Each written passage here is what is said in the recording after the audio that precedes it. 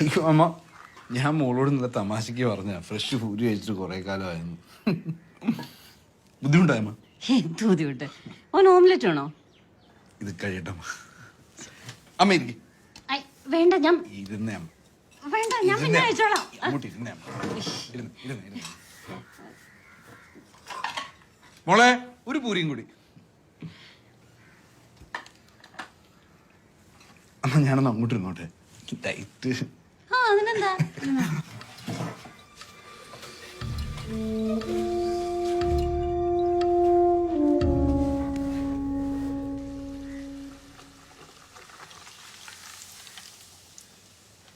നടപടിയാവണ കേസല്ല baby മോളെ. പറഞ്ഞ കേൾക്കുമെങ്കിൽ നീ പറഞ്ഞു ഒഴിവാക്കാൻ നോക്ക്.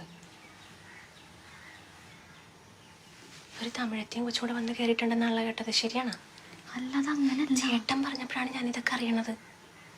ഷമ്മിച്ചേട്ടൻ ചിന്തിക്കണ വേറൊന്നുമല്ല. ഭർത്താവ് മരിച്ച ഒരാഴ്ച കഴിയുന്നതിന് മുമ്പ് വേറൊരുത്തൻ്റെ കൂടെ ഇറങ്ങിപ്പോയ സ്ത്രീയുടെ മനസ്സേ. കൊച്ചി, ആ വീട്ടിലേക്ക് തന്നെയല്ലേ നീ ചെന്ന് കയറാൻ പോണത്? അതൊക്കെ എന്തിനാ നോക്കണ? ബോബി ഇപ്പൊ പണിക്ക് പോകുന്നുണ്ട്. പിന്നെ നേരത്തെ പറഞ്ഞ തമിഴത്തിയുടെ കാര്യമില്ലേ, അത് ബോബിയുടെ ചേട്ടനില്ലേ സജി, സജിയുടെ ഫ്രണ്ട്.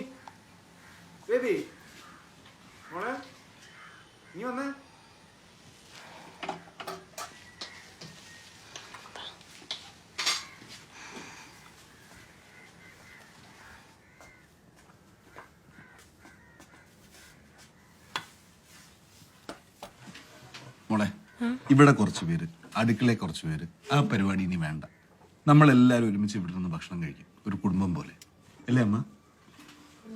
കഴിക്കും.